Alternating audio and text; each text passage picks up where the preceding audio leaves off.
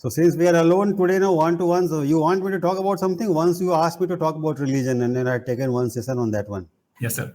So I felt very happy talking about that. So you want me to again share something? Yes, Because sir. you are the only one in the session, so maybe it's a good opportunity to maybe have a more detailed talk one to one. Absolutely, sir. Sir, I have two, three topics in my mind, sir. Maybe I'll share all the two, three topics with you now, and we Okay. can pick one of those, sir. Yeah. Okay. So one is a simple one, which is the justice or equality in the society and how it is connected to consciousness and karma. That is one topic. Okay. The second one is, sir, the mistakes humans we commit. Example, sir, we know that putting all the money in shares and then waiting to grow rich in a short span. Many people do the mistake and they sell everything. They come to the road and say same thing, sir. There are many such mistakes people do. They go behind something which is like Maya, and they lose everything in life. And they again they wait for the individual experience. For example, they don't learn from others and be careful. So that is another topic, sir. I don't know how to put it across in a No, I understand. I understand. Okay. Fine. Okay. so that is So the second. we don't learn from observing other people's mistakes. Correct. Unless reality hits us ourselves very hard, Yeah. that lesson doesn't dawn upon us. Right, sir. Even though everyone around us is making that same mistake and we are seeing that, but for some reason doesn't sink into us. That's what you're saying. Right, sir. Why it happens, how it happens, and stuff, right? Yeah. Okay. Then I'm just thinking about the third one, sir. It actually came to my mind. I'm trying to gather my thoughts there. Please. Yeah. And the value for relationship and this one, how relationship is seen by people. The perspectives of individuals are not the same, which we know, and how it is connected to consciousness and how consciousness can bring the relationship back to the boat. the last one, I am little bit trying to understand. What you are saying is in a relationship, let's say two people are there, Yeah. both have their own perspective, Yeah. and that Correct. may cause some distance or strain if they don't understand each other's perspective, Correct. and how consciousness or growth in consciousness can help such relationships. Right, sir. Right? Am I right? Right, Did I sir. get you right? Right, sir. That was Something like my that, right? yes. So shall we start? Sure, sir. So I'll start with the last one first because it is easier to answer Okay, sir. and it is a shorter answer. So in a relationship, what happens? I will use I means Raj also. So I means every Sure. person in this planet. I includes everyone. So I as a person am always one party to a relationship, and I will take a two-person relationship. That is Right. the ideal case or Right. the general case. No, our relationship with each person, even though I have two sons, like I have two sons, Rohan and Rishi, my relation with each one is separate. Correct. I relate to Rohan as one individual and Rishi another individual. I adapt myself to their distinct personalities as perceived by me, right? Right. Am I right? Right, sir. So I may behave little bit differently with Rohan, little bit differently with Rishi based upon how they are according to my perspective. Right. And similarly, I am father to both, but Rohan behaves in a certain manner based upon his personality and his understanding of his father, and Rishi on another based upon another perspective. So that is what you are saying, right? Correct. Now this is always going to be the case because we are basically ultimately as an individual a purely subjective being. Each one of us is a subjective being. So our subjectivity is what is an inevitable fact of life, and that brings with it many peculiarities. It even connects to your second question. Why people learn only with their own personal experience. It is again the same thing because there everyone is a pure subjectivity. Now something which is not a part of my experience doesn't sink in deeply into me. I may read it in newspaper, I may see it with my eyes, I may see it happening all around me, but it doesn't sink into me that this is actually real, because I need to experience it myself because I'm a subjective being. That is why it is like that. So in the relationship, I'll answer the third one first and then I'll go to second one. Sure, sir. So in a relationship, what is happening is that I am always one part of the equation. In all my relationships in my life, I am always there. Yes. It is only the other person who is changing in different relationships. Right. So on the other end, somewhere there is my wife, somewhere there is my child, my daughter, my son. On the other hand, someone, maybe my boss, or maybe my colleague at workplace, maybe my friend, maybe my neighbor, right? So the other side of the relationship equation changes, but I am always there. Right. So I'm the 50% of the relationship, always. Right. So what I can do is that I take care of my end of the relationship. Right. Right. Now, this is something which people find it for some strange reason difficult to understand. Most people, and especially what I'm going to say now, happens in a close relationship where you are emotionally very deeply involved with the person, Right. like your own child, for example, or your wife, for example, someone very close to you. No, someone that you love very deeply, like a child and a wife, or a husband, are a good example. So, in such relationships, what happens? No, because of the closeness of emotional bonding, we identify with them very strongly. It's like two bodies have become one soul. It's like that. I start to live their life also. I start to feel for them. I start to feel for their aspirations, their ambitions, their desires. I start to suffer their pain. I start to enjoy their success. Right? It happens. No, there is identification. uh, Right. Great amount of identification with the other person in a close relationship. Because of that, what happens? No, other person's waywardness or other person's inability to behave appropriately as defined by us. This appropriately is defined by us. No conditions for appropriateness are defined by us. Right. So if they don't behave according to those parameters which we are prescribing or we are setting, then we become disturbed. Right. Right. What I'm trying to say, we forget that we are only 50%, other half is the other person. We try to encroach upon their territory and try to force them, coax them, influence them, manipulate them, cajole them into behaving the way we like them to behave. Otherwise, we feel disturbed. That is the power of relationship, value of relationship. If I could be detached in my relationship, though affectionate, then I could do my part very, very beautifully and let the other person, do their part. That will be a very, very, I think, highly aware kind of relationship, at least from our side. We will know where our boundary ends Okay. and where the other person's boundary starts. But this doesn't happen mostly in close relationships. What happens is, there's a fusion of selves. Let's say, A and B are in a relationship. A is me, B is the other person. Because of closeness, A and B become fused into one, Yes. which is never going to be possible. Right. In reality, it is impossible. A and B can never become one, no matter who they are. Father, son, mother, daughter, any two people, they can never become one. But because of this feeling called love,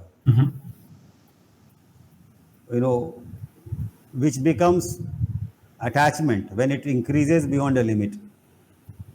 Excessive love becomes attachment, deep attachment. Because of this deep attachment or excessive love, we identify a lot with the other person. And then we want to live the other person's life, for them. So the other person should behave our, instructions, should obey our thoughts, our desires, if the other person has to make us happy. Right. And we also believe that our happiness depends upon the other person's behavior. Right. These are the things which happen. So I'm describing the Maya which is involved in the relationship. These are the different ways in which we are deceived by Maya. We forget that we are only 50% of the relationship. Right, sir. Other 50% is the other person's choice, their space. Right, sir. Maybe that's a better way to put it. half the space belongs to me and half the space belongs to other person in the relationship, right? Right, sir. Now, having said that, am I saying that, let's say with my son, I don't guide him? Does it mean that? No, it doesn't mean that. It means that, okay, in a parent-child relationship, I have to guide him, but I should know how to guide. So that brings to me the next, brings me to the next stage of relationship. You know, for example, where you have a duty towards the other person who is a less mature person because of less age, or because of a relationship of the nature of a parent child, where the child is immature and you are the father, so you have to take care of them. So am I saying that the, like, let's say Rishi, I have to give him complete space, thinking his is 50%, mine is 50%? That is okay with an adult, but since my child is a minor, this will not help Rishi. I Right. cannot absolve myself of my responsibility in the name of enlightenment or spirituality or detachment. That will be escapism. And now I'm giving the other part of my answer. Got it, sir. First part was to set the perspective, right? Right, sir. So especially with respect to adults, and especially with respect to adults in the workplace, the friends, the neighbors, little bit, secondary relationships. What I shared, in the first part is going to be very helpful. Right, sir. Often we identify too much with friends also. We Correct. try to control them also. That we need not do. That we need not do. Correct. Or a elderly relative or adult relative, cousin, brother or sister. We need not do that because see, it is their life, no? It is their life and their experience which is going to teach them. Why you bother so much? Yes, you can feel for them, you can care for them, you can give an advice also. You can even give uninvited advice once or twice, but not more than that. If they don't listen to your advice, then you have to let go and let God take care. That is a very good perspective, I feel, personally speaking, Yeah. because that is the perspective I take in my life. Right, sir. So with all my adult relationships, which are not of very close nature, you know, like friends and acquaintances and all, or students, for example, I do not interfere too much. I will give an advice once or twice if necessary, and even help if necessary, or if they want me. But beyond that, I will not go out of my way to force them into something. So that helps me to save a lot of my energy and helps other person also because they don't feel too much pushed, because that is also not very good experience from their side. Right. Right. But now coming back to very close relationships like parent child, where my responsibility as a father is there, how to take or approach that relationship. So there, the way I behave in my life, that only I can share, is that I try to learn the art of parenting better and better and better, trying to understand what it means to be a parent. Okay. So I have understood a few things in life as a parent, which I'm sharing with And so through you, I am sharing with all the parents in the world because this video will ultimately be released to YouTube. Right, sir. So in a parent-child relationship, now we have to understand a few dynamics which are very important to understand. So I will take a thought experiment. Let's imagine a 2-year-old kid. Okay, 2, 3-year-old child, my own child. Now what the child wants, if you observe the child, I- it has just learned to run and walk. Is running all over the place because the newfound, freedom. So, what do you see the child, doing? It's going by its happiness, sir. It's finding happiness in everything that it does. Running, falling, then picking something, doing something, testing everything, being curious about things around the environment. Yeah, earlier it could see those things, but now it can touch. Touch. It can run to that thing and touch. Yeah. Earlier it was only lying on the bed and seeing those things, but now it can actually go and touch. It wants to touch everything, puts things in the mouth. Children have this habit, they want to taste everything. Right. This oral sense organ is a very active. No, even Sigmund Freud taught that. If you remember, anal stage, oral stage, on that. Right, sir. So that is a stage. They are still maybe suckling the milk from mother's breast. Many of them. So the oral stage is very much in vogue, and so they want to taste everything. They want to touch everything, feel everything. They want to smell everything. But we know as adults that we can't allow them to do it indiscriminately. Correct. They may touch fire, they may put poison in their mouth. Right. They may, because of over enthusiasm, may fall down from the terrace or the balcony and hurt and even get killed. They may run out into the traffic. If you're living near the roadside, they may run out into the traffic Correct, sir. and get crushed by traffic. So, or they may get bitten by a dog, stray dog. So many dangers are there. So we as parents know that there are so many dangers in the environment. So I cannot say here that child is 50% of the relationship and I am 50% of the relationship, I am detached to the child. That is a criminal father. So in this relationship business, we have to understand our responsibility also. So in a relationship where the other party is vulnerable or is dependent upon me, it can be an elderly parent also, for example. An elderly parent suffering from dementia, for example. It happens to people, no? Right, I sir. cannot say that he is the other half and I am the other half. No. Because other person, now in this case my father or mother, is suffering from dementia or Parkinson or something like that. And now he or she is my responsibility. Just like my 2-year-old toddler is my responsibility. Right? So this is an exception to my first Perspective. right? Yes. So in this case, what is my dharma? My dharma is to take care and to help, right?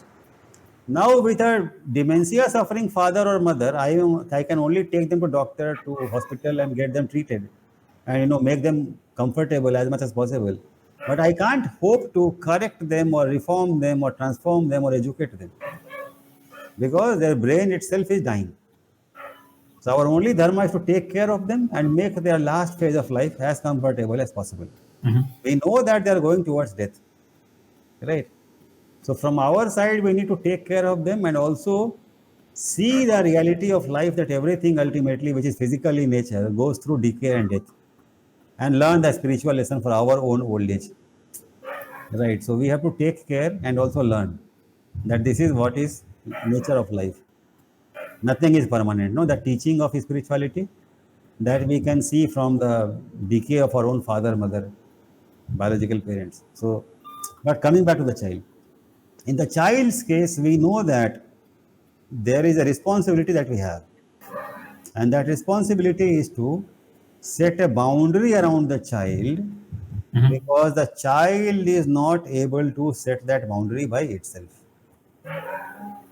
To set that boundary around oneself, to curtail one's freedom, is everyone's personal responsibility because no one is perfectly free.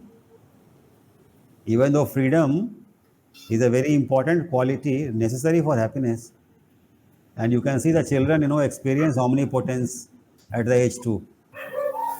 Some psychologists describe it as the stage of omnipotence. I think Freud only. The child feels omnipotent at age 2 Yeah. because it has found new freedom to run here and there and do whatever it likes. But this omnipotence is an illusion. Child will learn through pain. It will touch the fire, get burned, and know that it is not free to touch the fire. Right? It will fall down from a height and know that it's not free to fall from a height because the body is not that strong. Yeah. Right? So it will learn through its mistakes. But till it learns and knows its boundaries through experience, we as a parent have to set the boundary around the child. Because we know that if we don't do it, the child may kill itself. If we believe in learning by experience, there is a limit to learning by experience. An immature person, in going through that phase of learning by experience, may kill himself or herself. Do we want that? That is going too far, no? Yes. That is going too far, right? So, yes, people learn best by experience.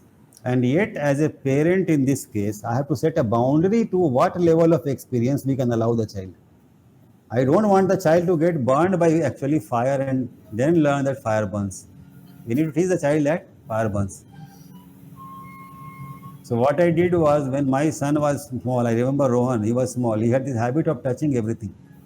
So to make him understand the heat of fire and danger of fire, when I will drink tea, no, I will bring his finger near the tea and he will start to feel uncomfortable, and he will resist and try to move his hand away. So I did it a few times, and then he learned, and then so after that I am okay with that aspect of life. Then he also had this habit of coming, especially Rohan, coming near the edge of the bed and turning his back towards the edge of the bed. So he can fall backwards. Correct.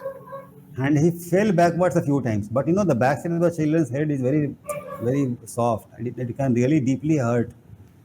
So what I did was, to remove that habit, I will put 2, 3 pillows on the floor, and when he will be sitting like that, sometimes I will just give him a little push, very slight push, so that he gets toppled and falls back. So few times when he fell like that, after that he stopped that habit. He became aware of that.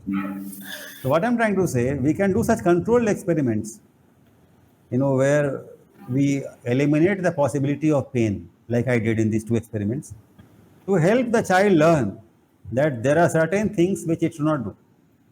Right, sir.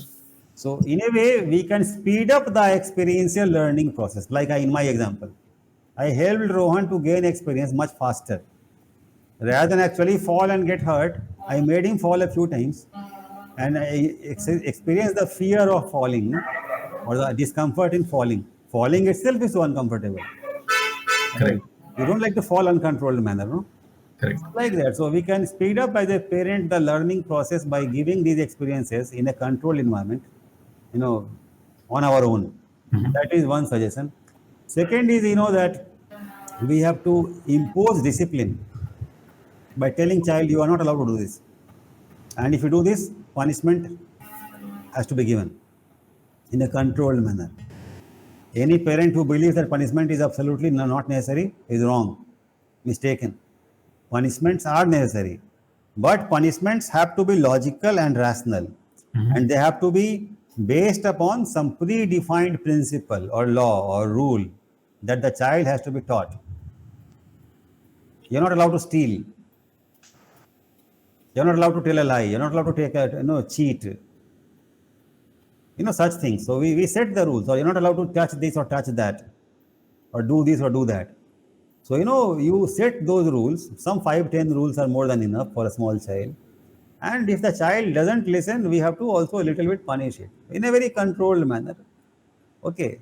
So what I'm describing to you right now is that the first quality that the child exhibits at age 2 is freedom.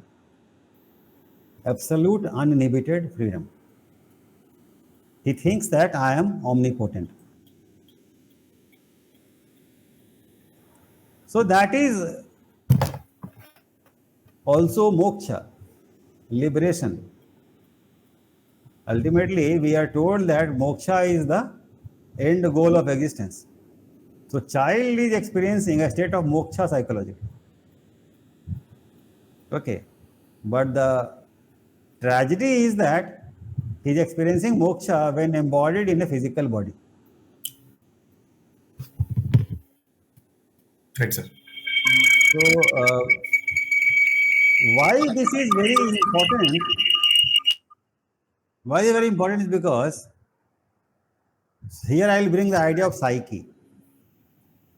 A child or any person for that matter, what we see from outside is the physical body. But inside the physical body lives the living life substance, living life principle, what we call life, or what we call consciousness. It is that consciousness which is experiencing the physical body, right? Now, all the problems of life, all the problems, arise because this consciousness is not mature enough. I'm going very slow. And using your question, I'm teaching something very profound at a very deep level to all the parents. Okay.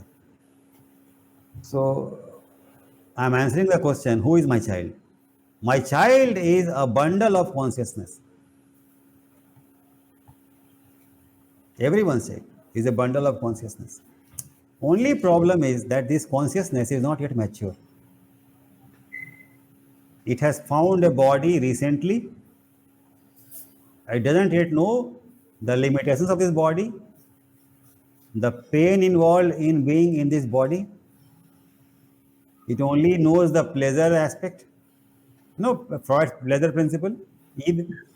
It only knows the pleasure aspect and Right. wants to indulge in pleasures as much as it likes, but doesn't yet know the limitations of the physical body, the injuries, the diseases, the disasters, the accidents which befall it if the rules of the game are broken. Right. But we know it as a more mature consciousness, being the adult in this relationship. The parent is the adult and son is the or daughter is the minor, right? So we can see that freedom that the child is experiencing is the source of its joy. Every child is so happy, no? Right, sir. Why? Because a child experiences more freedom than us. You studied theory of personality, right? Superego has not yet encrusted itself upon its consciousness. Correct. Superego is a great pain. Superego says, don't do this, don't do that, that is bad, that is punishable, that is, bad in God's eyes. All kinds of taboos, do's and don'ts are imposed upon the consciousness. Now, the child is free from the superego control. It's uninhibited life, can do anything and everything, feels completely free. No moral taboos. It can touch this and it can touch that.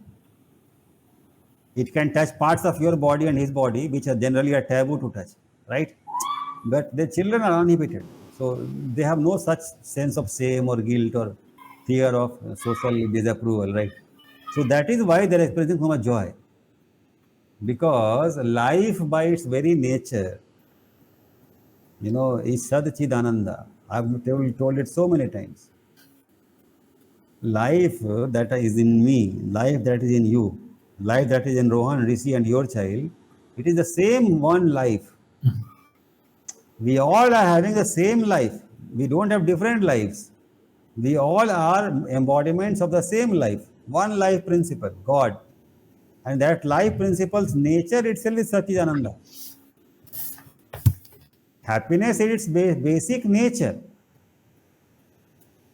But why it becomes unhappy in a physical body is because of limitations of the body and the impositions of the society. These two are the main reasons. Right, sir. Physical body limitations and the impositions of the society. And the third factor could be the physical environment, the dangers inherent in the physical environment. For example, there is a fire, there is a, you know what I'm saying? Yes, sir.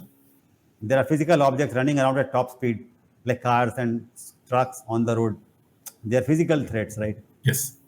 So the physical environment dangers, the social imposition, and the limitations of the body. These three factors I can think of, we generally curtail the freedom. So Ananda aspect of life principle gets curtailed.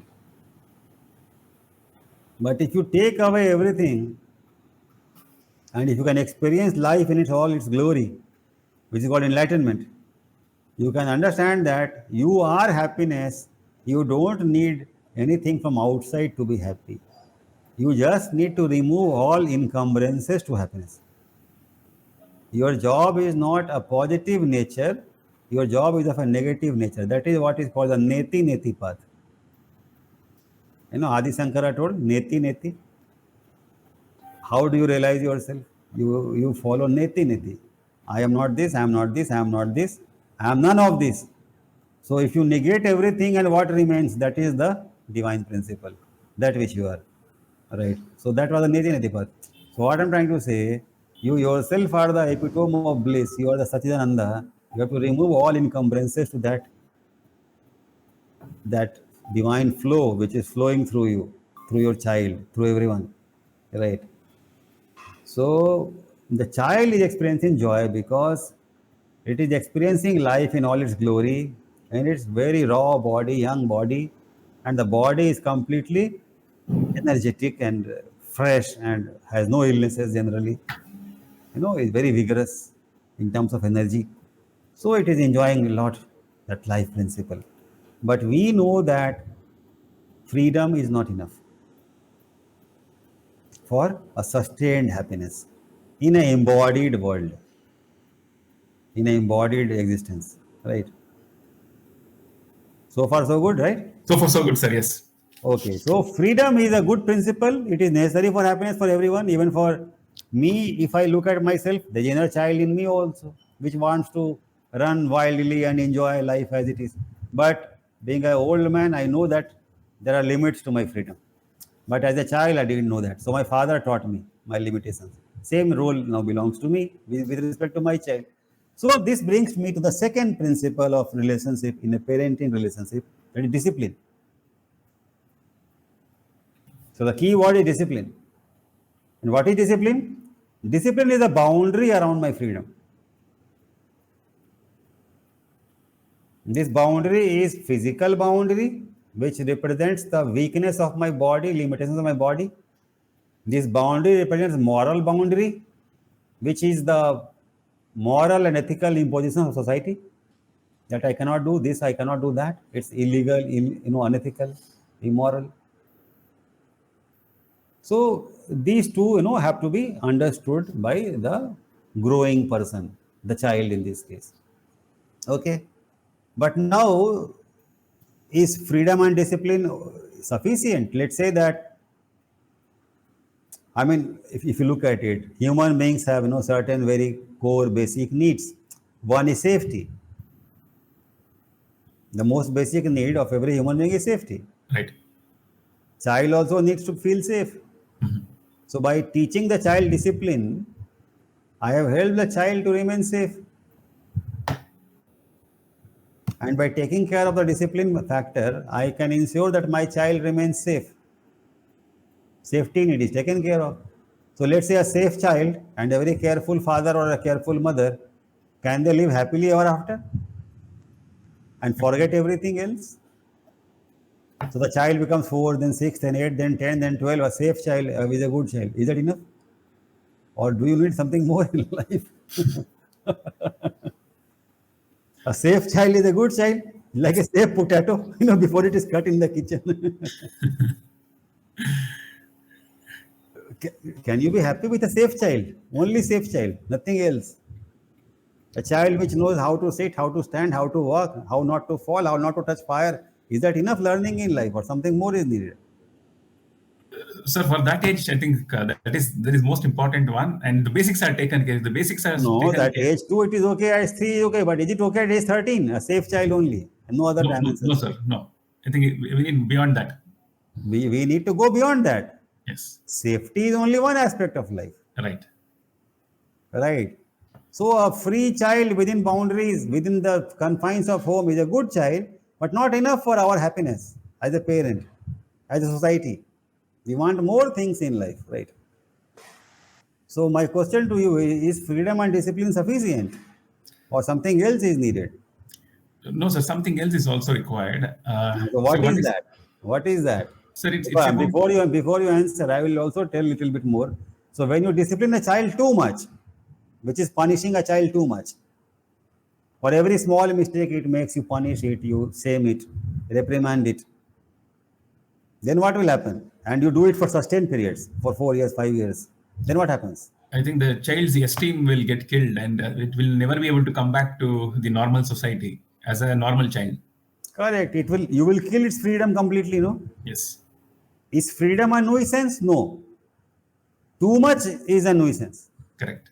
But in a balanced manner, freedom is required because this freedom to explore, to experiment in a safe environment will help child to learn experientially, will give birth to creativity, innovativeness.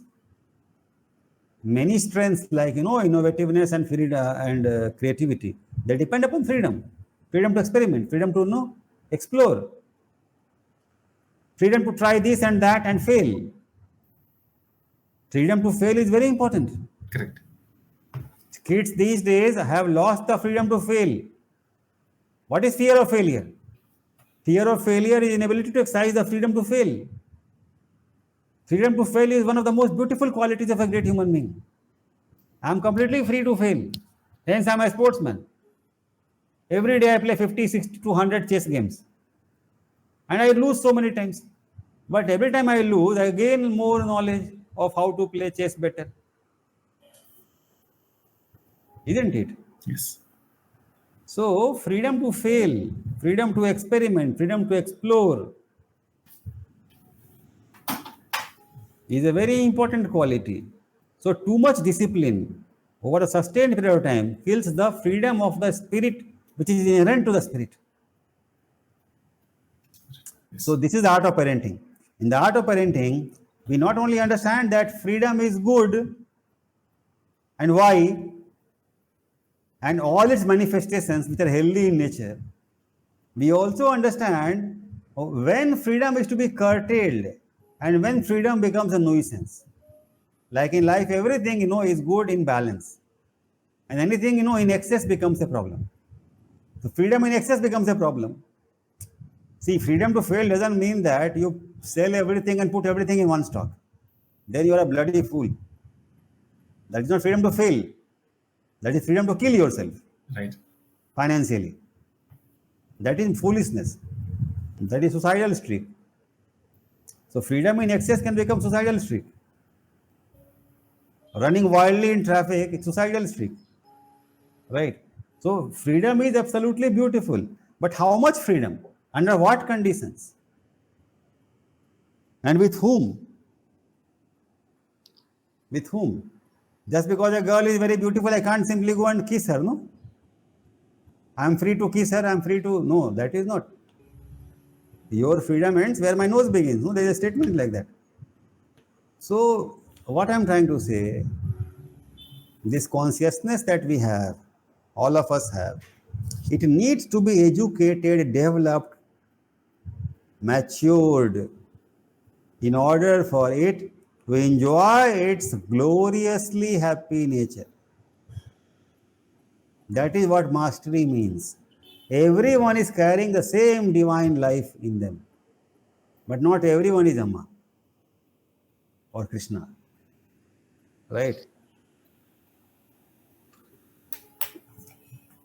Tell me in your own words, what are your thoughts so far?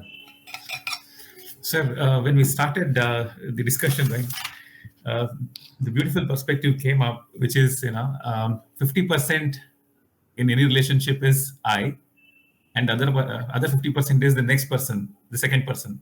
So that's a very beautiful concept in a close relationship. Then we started with the next one, which is duty towards relationship, and we also spoke about the relationship between parent and child, where a parent has the a not normal parent has the at least ability to draw the boundary for a child to protect the child from the pain, the cuts, wounds, and so on and so forth. But child cannot draw the boundary by itself. Then we jumped into the very important concept of freedom. That was the very first point, wherein not many are ready for failure. The fear of failure is always there, which will not help them grow. Failure is also attached to learning. Many people will not recognize the learning in failure. That's another topic what we discussed. And then we moved into the discipline, wherein the boundary around freedom, it's of two parts. One is the physical boundary to protect that child, and the second one is the moral and ethical impositions that are expected by the society. So far so good, sir. And freedom is also curtailed by three elements, which, as you mentioned, one is the limitations of the body is one. The second one is the impositions of the rights and wrongs by the society, and third one is the physical environment. And you also asked me a question in terms of is it sufficient for a child to have just freedom and discipline? So what else is required? So I was about to answer, then you gave Yeah, so let me complete that drift of thought. So when you excessively discipline a child for yes, sustained periods, the child's creativity gets curtailed, freedom gets killed, and you have a very, very highly underconfident child. A child whose fundamental self-confidence has been undermined severely. Right, that is one possibility. So such a child will be, a pessimistic child, a shy child, an awkward child, who will stammer in public places, who will be having stage phobia, will be hiding from public, glare, because it has no confidence, because it was not, validated sufficiently. It was shamed too much. It was punished too much. It was told that you are wrong too many times, right? So that you don't want. So what will happen in that case is only two possibilities. One is, emotional wreck, like what I described just now. I described, So such a child will end up being very thoroughly depressed in the worst case scenario. Depressed children, they become depressed children or emotional wrecks, not good for anything anymore. You need to do a lot of healing for them to be able to come back to mainstream, right? Second possibility is a criminal, a stronger child, a child whose psyche is more robust, more strong, will resist your punishment internally. It will devise means to escape punishment, which is devious behavior, acquiescing in your demands apparently superficially to please you, but behind your back, inside their mind, some devilish plans, ideas may be cooking, which they may implement when they gain the power. They may suddenly one day overthrow your throne, or who knows, strange things happen, in close relationship, also murders happen and, great crimes happen. Why it happens? Something is cooking for long and then suddenly explosion happens. Or he may run away suddenly from home or become friends with a criminal gang. No, there are youth like that. Yes. They rebel against their parents in that format to give pain to the parents. So that is also possible. So these two possibilities will arise if you excessively discipline. So this brings to me to a third thing, in this relationship which is needed. What is that? Sir, Excessive discipline is very harmful, as I explained. yeah.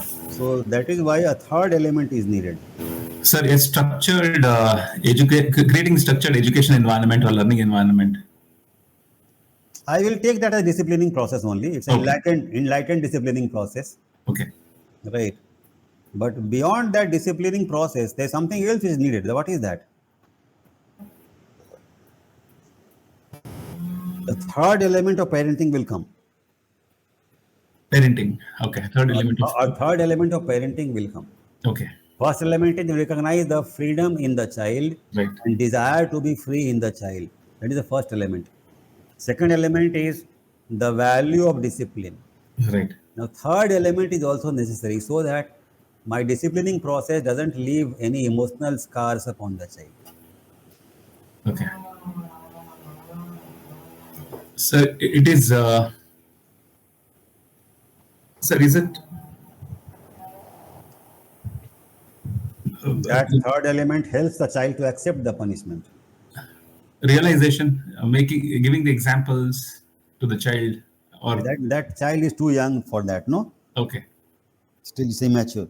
Love is needed. love. The third element is love, unconditional love. The third element is unconditional love for the child's very presence in your life. The child has to feel that my father or mother loves me so deeply that I am of immense value to them. I add so much joy to their life. So our joy in being a father to my child has to be evident to the child. It is a palpable experience. Love is an experience, right? You can't fake it, no? Yeah. When you deeply love someone, that person can experience your love, can feel your love, isn't it? It's a Right. feeling. It's a mutually shared feeling. So that love is needed. Like when I used to topple Rohan and he used to fall, he will cry and he will come to my arms only. Why? I am the guy who toppled him, but I'm his father, no? So he will come to, then I will hug him and kiss him and, console him. So he understands that, intuitively he has trust in me, Right. by following me. And then when he grew a little bit older, he understood why I did that. And you can see Rohan now, how well he has turned out. With my parenting, you can see how grounded and level-headed he is. Right. Right. So I was not a bad parent, right? Yes. So I have taught him these things, with my own understanding of life. And you can see how beautifully both kids are growing. Yes. So this is an art. Parenting is art and a science.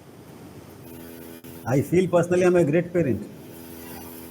And that is why I'm sharing today in today's class for the sake of all parents. Today's class can be dedicated to all the parents. Right, sir. So this is what is the third element in parenting, love. So we have to demonstrate unconditional, unwavering, unstinted love through thick and thin of the child's life. Okay. So what does that love mean? Love is not attachment. Love is not attachment as many people think. What is love? Love has certain elements to it. I mean, what I mean, healthy love. A healthy, nourishing, nurturing love which is going to bring up a beautiful child is not excessive in nature, is not sick in nature, which pampers the child. Love does not mean pampering the child. Love doesn't mean saying yes to everything that child says. It has to be a healthy love, like healthy food, like good food. So it is not junk food. It's a healthy, nutritious food for child's emotional development. So this love is basically fired by a deep care and a deep desire for holistic development of the child. These two things have to be there. This deep love has to inspire or motivate the parent to learn more about child psychology. So I used to joke with my wife that बच्चों को बच्चा हो जाता है. In Hindi, my kids become parents. Right. Kids They become.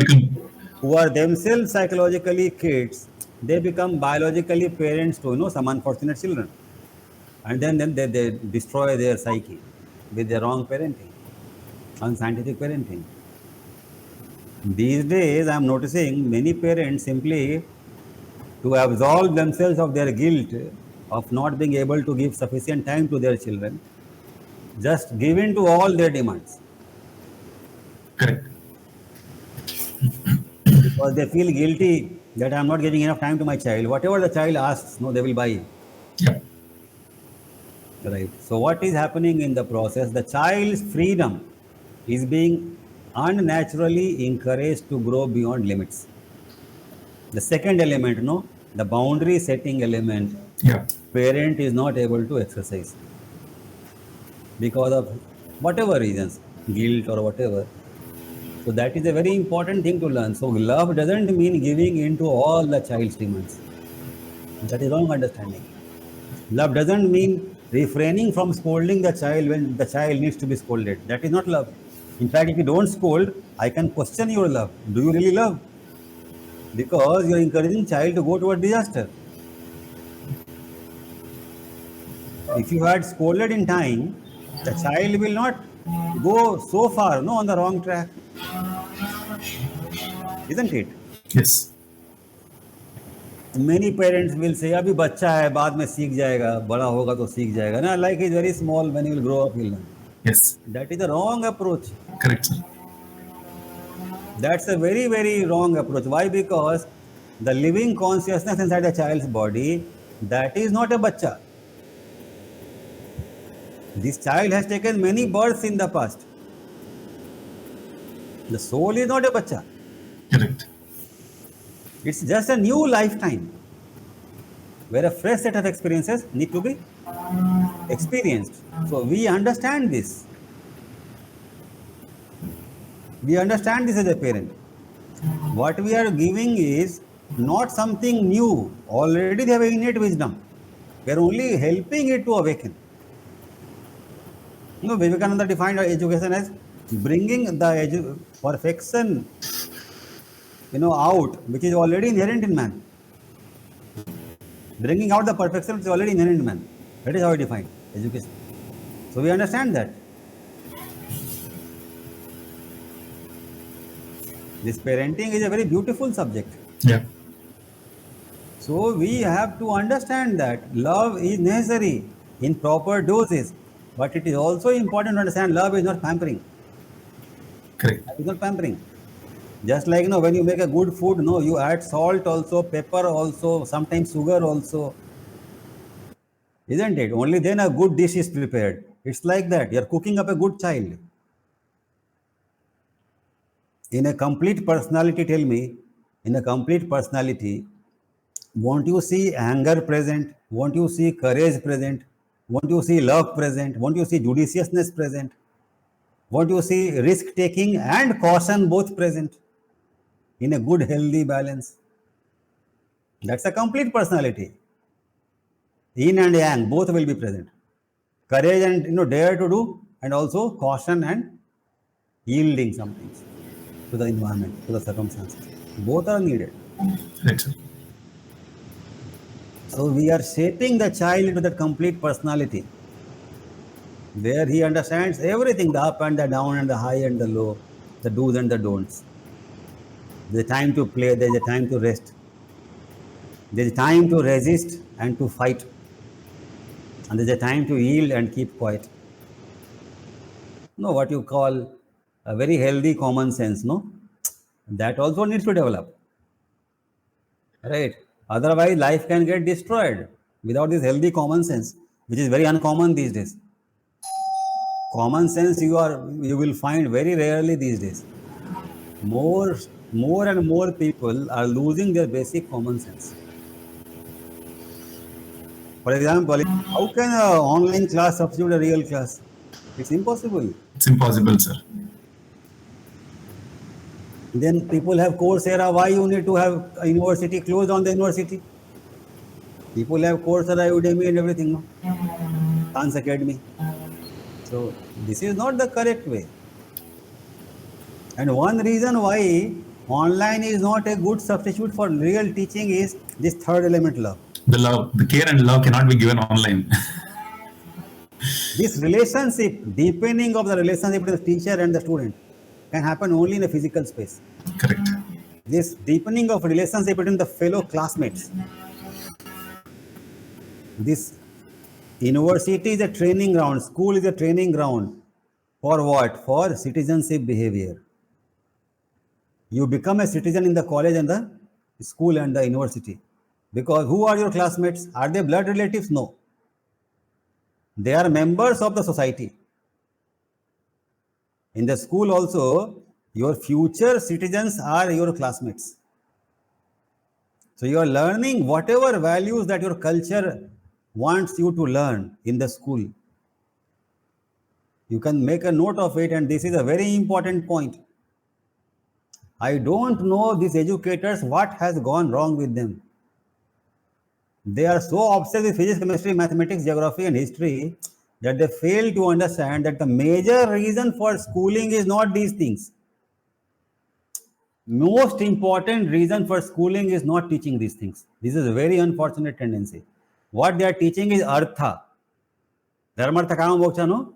They are teaching artha. Right. Artha is not the most important thing which nourishes society. It is dharma which nurtures society, not artha. Artha is the money. But what will you do with the money if the dharma is missing? Then what is dharma? I'm not talking about ethics now. Dharma is intelligence, man. Intelligence, the wisdom, the common sense of what? Of what is good and what is not good. What will sustain society? What will sustain you in the long term? What will help you to live 120 years which you are destined to live biologically? If you can live 120 years and you can marry at 100 years, why you die at 80 years? You're a bloody fool. You have the vigor to marry at 100 years and produce a child. And you're dying at 80 and struggling at 70 to walk. You're a bloody fool. Right, sir. That is dharma. Intelligence.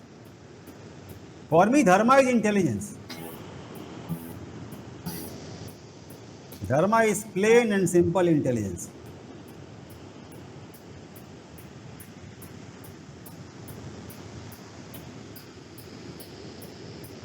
I will tell you, yesterday I was talking to some, principals from Kerala. I had a workshop in Amritapuri.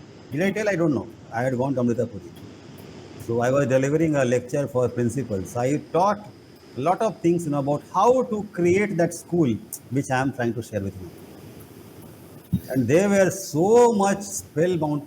They were telling, sir, how to start, where to start, how to, I mean, see, I mean, I can give a lecture only in 1 hour. What else can I do? But now I have to become a consultant to them if they really want to create that school. But what point is that they were like really jolted out of their comfort zone. But this is what a school is meant to do. Yep. Life has to be understood in great depth. And fortunately, these days, YouTube and social media is enabling me to express these ideas. And hopefully, some people will understand and know they will start to implement in some places, so that we can start having beautiful schools and colleges, and then slowly things can change. No, I should have some few hundred crore rupees to really be able to execute something, to demonstrate what I'm teaching in theory, the power of these ideas. So my children are the result of my experiments in parenting. If Rishi and Rohan become great people, then it is largely due to my parenting. Yes. Okay. And I am demonstrating through them what is possible through parenting. Okay. Anyone can, come and talk with my children. They will be surprised at their maturity and wisdom for their age. Okay. Because it's not because I am teaching them every day. No, I have encouraged that culture in them, that curiosity, that desire to learn more, and like Rishi is a slow developer, but he's slowly gaining speed. But by the time he will be 30, 35, no, he will be awesome. I know that because the process has started. Yes. The foundation is strong. That is what I'm trying to tell. So, see, there's a saying, no, you can give food to someone, but you can't give hunger. So, as a parent, your job is to give that hunger, not the food. Hunger in a good sense. Yes. Hunger to grow, no, hunger to grow, Develop. to develop. That's what, yeah. So, freedom, discipline, and love. And love, why? Because there are two things, which are very important for safety. One is love, and the other is trust. You know, especially for children, Yeah. love and trust are very important. Why? Because I'll tell you why. Because one is that as a child, I make many mistakes. I fail very often. So I start to lose my own love for myself. I feel I'm a bloody fool as a child. I can't win in the match. I can't come first in the race. I can't come first in the class. I lost in the dance competition. I lost so many places. So I'm a completely beaten up guy, when I come back from school by the evening. Right. So I lose my own self-love. I lose my own self-confidence. See, self-confidence is what is self-confidence? Self-confidence, nothing but self-love. Self-love is called self-confidence. Because being a conscious being and a very highly conscious being, we humans, we cannot have self-confidence unless we can demonstrate to ourselves that we are worthy of being loved. This question over our self-worth comes up very quickly to humans. Why? Because when we are competing with fellow humans, we lose our self-worth. Whenever we lose, we start to question ourselves. Children are very highly prone to this. You may have noticed that. Especially children are very prone to this. Yes. Children will tell, Papa, how I am looking? Very frequently they will ask. They'll ask. Adults will not ask, generally. Am I right? Yes. Why? Because their validation need is very high. For a child, the need for validation is very, very high. They want every second hour mommy to tell that you are beautiful, papa to tell you are wonderful. Without that, their own self-worth doesn't get formed. So, forming their self-worth, forming their self-esteem, forming their self-confidence, forming their innate optimism, innate capacity, we have to validate them again and again. It's our basic role as a parent, and that is the third element, love. We understand that. And the beauty of parenting is, despite that need, we still are able to punish. Both needed. We have to validate and also give feedback and also punish occasionally. But the nature of punishment can be different. It need not be violent. It need not be violent. Yes. It can be a scolding. It can be sometimes simply, sitting and talking with them. Right. So the strategy which I used to follow was, I will scold or I will tell don't do this, but I also give the reason why I'm telling that. I will always tell why I'm scolding or why I became angry, and I will always tell why I'm saying don't do this or why I'm saying do that. So I will never do anything randomly. So why? Because the human mind has need for clarity. Human mind doesn't like fuzziness. So whenever I'm punishing or disciplining, I will tell the reason why I'm doing it. And this, in a way, also, in a very unconscious manner, is feeding into the child that my father is giving respect to me. Because by explaining to him the reason why I'm behaving the way I'm behaving, I'm inherently demonstrating my respect for my child as an entity. I'm helping him to develop into an individual with self-respect, self-worth, who knows that he makes mistakes occasionally, but it's okay. It's a part of growing up. So my love and my guidance helps him to understand that it's okay to make mistakes because I'm a immature child, but my papa is there to correct me. My papa is there to guide me, to help me.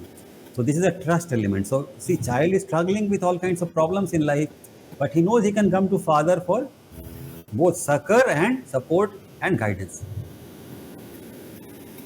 So that makes the foundations of that personality very strong. It is founded upon very strong self-confidence. So papa's confidence in the baby makes him himself confident in his own abilities. Okay. And an important element here is to teach the child it is okay to fail. It is okay to fail. So what is important is that you tried. So the very fact that you tried is itself success. Not trying is failure, and trying is success. Once you have tried, no, you have already succeeded. Why? Because when you have tried, either success will come or learning will come. Because when you will fail, once you do post-mortem of your performance, then you will get feedback from that. You will get more information about how to try better, what went wrong, what mistakes you made, or what were the strengths of the other person who was competing against you. You can learn from your rivals, your competitors. So this tendency, this habit has to be inculcated from childhood. Learning from your own mistakes, learning from other people's strengths, and learning from other people's mistakes. Both. Your second point, which was like that, Yes. trying to connect to that one. Yes, sir. So all these healthy traits or healthy habits we inculcate in the child in the beginning phase of their life. By this ability to understand the child's psychology, child's emerging needs, and the role of these three things: freedom, discipline, and love. Right. Now, there's a fourth element without which we cannot become comfortable as a parent and withdraw from guiding our child consciously. There's a certain stage when a parent takes a back seat and lets the child lead his own life or her own life. So when is that phase? Or when is that stage when I can take a back seat? I now know that Rohan has grown up enough to take care of himself. So actively I don't guide. I only guide when he seeks my guidance. When is that stage? When is that stage reached? That is a very important thing to understand. Right, sir. And that is possible only through the fourth element, which is still to be introduced. So we have so far freedom, discipline, and love. What Yes. is the fourth element? Guiding our child's consciousness. Yeah. So when I can become comfortable in withdrawing from my son's life or daughter's life. So when we realize that the child has, has realized the self responsibility, has taken the responsibility of, or when we have the confidence in the child that the child has picked up all the right things and is able to discriminate between right versus wrong. Correct, correct. So that quality we call wisdom. Wisdom. So fourth quality that is needed is wisdom. So all this while as a parent, what we were striving to do is to help the child develop a healthy spirit of freedom, which is tempered by discipline, self-discipline, and respect for others. And we also wanted the child to have the self-confidence, the self-love, and a healthy approach towards life, where he or she feels free to experiment, to explore, to form friendships, to travel, to develop hobbies, to execute projects. A healthy spirit, in a healthy spirit. Knowing that you are not omniscient, omnipotent, you will occasionally make mistakes, and that it is okay to make mistakes. So that, freedom to fail. All these qualities, I know being a very friendly, vivacious, optimistic person who can contribute very nicely to the peer group, to the school, to the college, wherever he or she goes. No, a very healthy member of society. So that is what we were always striving to do, and a very curious and very good, healthy human being. And not only that, the person has now gained maturity to be able to take good decisions generally in most situations of life. And that is when we can feel happy to withdraw. Because we have raised up a very balanced, healthy, confident, and mature person. So he is no longer a child. Now he can be the other half of the relationship, where I am 50% and that person is 50%. So even though I am father and Rohan is son, maybe in a few years' time he will reach a stage where I can be comfortable in giving him that 50% space. Even now, I'm not saying that he's 50%. I'm still 60%, but that 60 will become 50. Yes. I mean, it's not that Rohan can do anything that he likes. That extra 10% I still have, and that's my duty. Yes. But a time will come when it will become 50-50, mostly. Then father son become friends. Actually, he has grown up fully. Yes. In fact, sometimes I can take his advice because he also can think very beautifully. And that is a very healthy, result of good parenting Relationship. and a good, beautiful relationship. In that relationship, you will see father-son relationship. There is love, there is trust, and there is respect. From whom? From son towards the father. Okay. And obviously, father will always keep loving his son. Right. That is the end result of a beautiful parenting exercise. So we have covered your third question, I think, quite beautifully with respect to the children and other relationships which are with adults. We have to understand we are the 50%, they are the 50%. Yes. But when someone needs our counsel or guidance or help, for that moment we become like a counselor or guide, then we do that. We give advice. But even then we understand that we can't force. Yes. It's only that we can advise, and it's up to the person to exercise. Yeah. Or accept or not accept. Yes. Another thing is that, which I learned, with my psychological training is, from Carl Rogers. Carl Rogers was a very beautiful teacher, and he shared one thing very important is that you have to differentiate between the person and the work. What is it, sir? Sorry. We have to differentiate between the person and what work he is doing, or Okay. what thoughts or feelings or behaviors he is producing. So he taught that person is always worthy, intrinsically worthy, because he is a self. But the behavior can be, corrected and given feedback about. So when we give feedback, no, we have to differentiate between the person and the behavior. So feedback is for the behavior. The person is always worth, being friends with, is worth respecting, worth accepting, basically. So he taught never to reject a person, but only give feedback about the behavior, about the thought process. That can be corrected. But the person is intrinsically worthy. That we should never forget. Even though someone is immature, doesn't mean that the person's basic self is worth rejecting. That is never true. Even if we have to put the person in prison for the time being, even then the basic personhood is to be respected. It's just that he is going to a training ground. Prison should become a training ground where we train citizens who are a little bit defective to become good citizens again. And when they become good citizens again, we need to release them from jail. That is the principle behind releasing prisoners from jail before the end of their term. You may be wondering why. That is the reason. So behind the prison, that was the philosophy. Prison is not a place to only punish. It is a place to train also, retrain the citizen, a faulty citizen.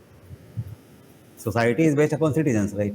Yes. When some citizens don't show the ability to behave properly, we put them behind bars. But behind bars, we need to train them, educate them, and send them back. But this kind of police that we have, I don't know how much it is possible. So, we need police which is psychologist also. Yes. So, this parenting, I think a jailer should also learn. A jailer, no? To correct the behaviors of the. Who is running a prison, a jailer is like a parent. Yes. I wish all jailers, feel happy about listening. If they're listening to my lecture, they should feel happy about it. Every jailer worth his salt should be like a parent to the prisoners. Though a little bit strict prisoner, strict parent, that is his role, but still a parent. So in planetary terms, Saturn will be the jailer. Yes. Saturn with a good blend of Jupiter and Moon, no? Love, motherly love and fatherly care and a teacher's wisdom. And a strict teacher's discipline also. Yeah. So that will be a healthy jailer. Jailer is a very important role in society, I feel. But for some reason, jailers are simply forgotten once they go inside the jail. Because prisoners are very important characters, I feel personally. I have a lot of sympathy for prisoners, mad people. Being a healer, no, I have tried my level best to help these people, by giving them medicines, homeopathy medicines, baklava medicines. Whenever I can help with such people. Because I feel madness is just temporary loss of awareness. Because at the soul level, we all are very sane and serene. We have lost our serenity for some reason. So we can always be brought back. No, Carl Rogers principle, we never reject the personhood. Yeah. That is what is very important for my own sanity.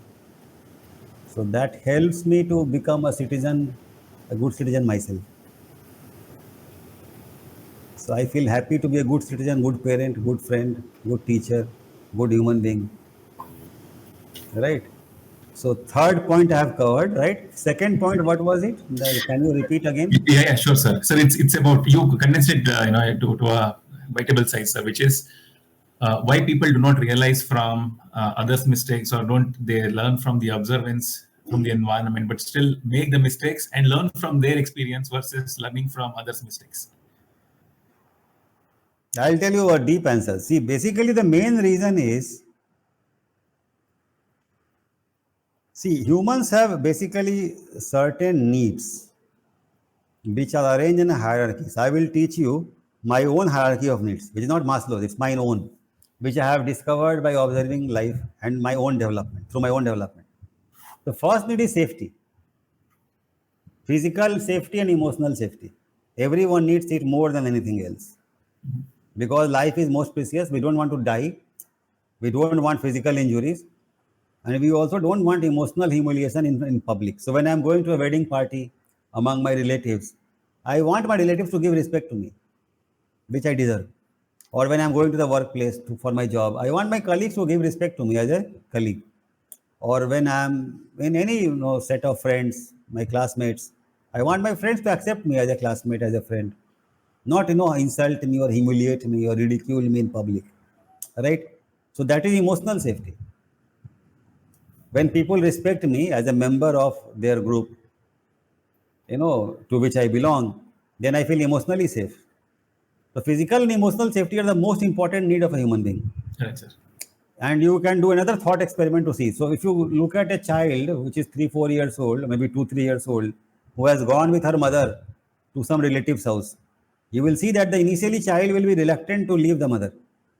will cling to the mother more. Why? Because mother represents safety. She's among strangers.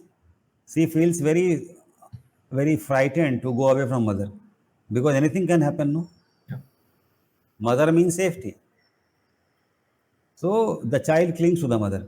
But once he becomes used to, or she becomes used to the new environment, new people, then can move out little bit and explore and try to find out what it is, what is that, right? So the second quality is love. Need is love. So once the child knows that these people also love me, these new relatives also they love me. So for some reason, I don't know why they love me, but they seem to be like no mamas and uncles and aunts. They're giving chocolates and this, beta ye le lo, wo le lo, hilona le lo. So all this confirms the child that okay, these people love me. And once the child feels loved, again starts to feel safe in the new place, starts to explore. So what I'm saying is that you can see from observation that every small child, and why a small child is important for observation is because we are that small child. Hmm. We never stop being the small child. Whenever we become vulnerable, no, all of us, we become a small child. Do you agree with me? Right, sir. Yes. Because the basic needs are still the same for everyone. Yeah. So that is why a child is very important person to learn from because he or she is demonstrating the human purity. We can see these needs in the child in a very pure manner because they are manifesting in a very pure, uninhibited manner. So it's very easy to study. And a man is faking a lot. A grown-up man is faking a lot. So difficult to learn from a grown-up man. So a child is a very pure, subject or object of study, and we can study and learn. So this love need and safety need are two fundamental needs, non-negotiable needs.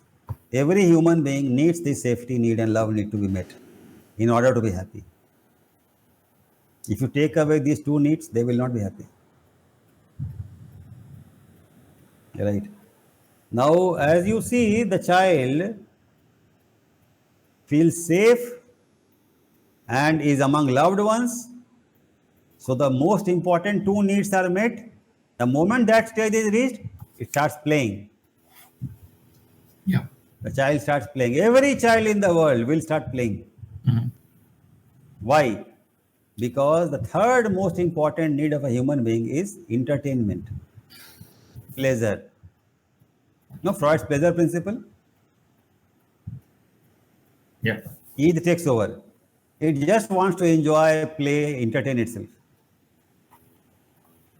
So, humor, entertainment, playing, sports, drama, singing, arts, music, all this culture, movies, is based upon this third human need,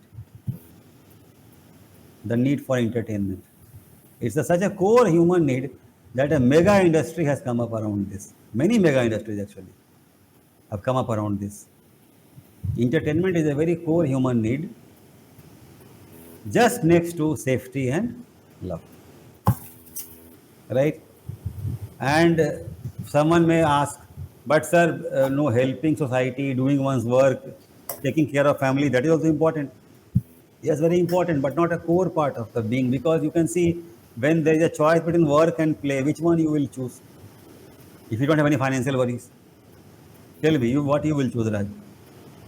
Between enjoying and working, if you have Enjoying. Enjoying. enough money, what you will choose? Of course, enjoying. Entertainment is something which I'll choose. Right. Same with me. Same with everyone.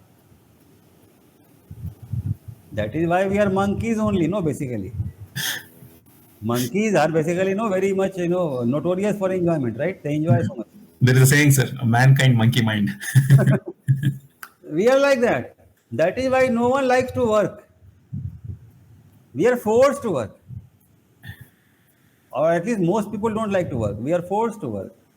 We like to enjoy only. We are basically pleasure seeking creatures. Why? Because our nature is Satchidananda. Why it is like our nature is Satchidananda? You see, our Sad nature manifests as need for safety. Can you see that? Because we always exist. We don't want to stop existing. We are God, right? We never die. That is why when we think that we are this body, We do not want the body to die because that is our nature. Not never dying is our nature. You see, all our needs are manifesting my real nature. My need for safety is God's need to not die. Yeah. It's just that God is confused thinking it is body. Because it's unawakened God, Hmm. it thinks it is the body. It is the body. So wants to be safe all the time. Because Yes. he thinks that if the body dies, consciousness will die. We don't bother about the body, we bother about the consciousness. Do you follow what I'm saying? Right, sir. We feel my consciousness will be extinguished, I will be no more. But that is a illusion. You will always be there, even if the body dies. You'll find another body. But we don't know this. Hence we are afraid that once we die, we will be dead. We'll never be dead. Death is illusion. Only Yes. the body dies. We never die. The soul We will are, take birth somewhere else. we are the Atma. We never die. But if we knew this, there will be no fear of death. But we don't know this. So we cling to the body. So every need that you see in manifesting in human being is basically your own inherent nature that is manifesting. What is need for love? Arey, I am God. Who else is worth loving? Self love. Yes. Baba, I am love. I am the only one who is there in the whole universe. How can you be happy without loving me? You can never be happy without loving me. Who am I? I am you. Yes. Can you be happy without loving yourself? No. So, can you be happy without your mother loving you? No. Because you think that you and your mother are one. You are fused, no? Everyone that you deeply love, you are fused with that person. You are fused with your wife, your daughter, your mother, your father, your dog. All these people, you think you are the same. After you buy the car, no, you become fused with the car. Why? Because when the people put scratch on your car, you feel so disturbed. It's like a scratch on your heart, right? Have you ever thought why? That's a bloody steel, the junk thing, no? Why you should bother about that car? Because there is a love aspect. There is an You, attachment. you have become the car. Become the car. There is fusion. There's a fusion. That is when they hurt the car, you get hurt. It's not an economic transaction. It's a love transaction. Your love has gotten violated. You will be very seriously upset. Who is scratching my car? Yes. So that shows you our nature is consciousness. We are something very fluid. Our ability to identify with people and objects is infinite. Whatever we say is mine becomes me. Whatever I say is mine, my daughter becomes me, my car becomes me, my dog becomes me. You don't bother about the other dog, but your dog should be healthy because that dog is you. You have become one with that dog. Anything that you love, no, it becomes you. So that is why, that is why love need. You are loving yourself only, no one else. Yeah. Why? Because there is no one apart from you in this whole universe. You are the God. You are the Brahman, the Atman, the Chetana. So you see, every need is manifesting your real nature only. It's not coming from some other place. Now entertainment, because you are the happiness, you are the bliss. What else is there to do except enjoy? Now the order of hierarchy, you see, most important is existence because God can never cease existing. So it's the most important, it's safety. Right. Then God is not only existing, it's lovable. So love me. And not only God is existence and worth loving, it's also very playful and very happy thing. So it just wants to play. And children being a very pure reflection of God, they exhibit all these three very, very powerfully. But we are a selfish society. We don't want monkeys to live in society. Because some monkeys may have no pleasure in disturbing others. Because they're untrained monkeys, uneducated monkeys. Many monkeys do not have empathy, compassion for the unfortunate ones. So they become criminal element, nuisance elements. So this excessive playfulness needs to be tempered. Because society can function only if some work gets done. Society can grow only when knowledge gets created. The animal which is enjoying himself needs to become human.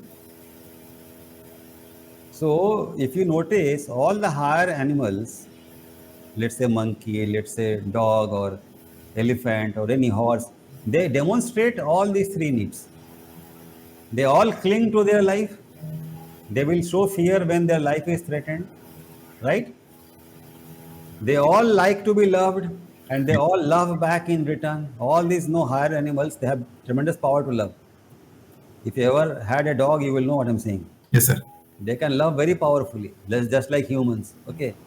And then they all love to enjoy.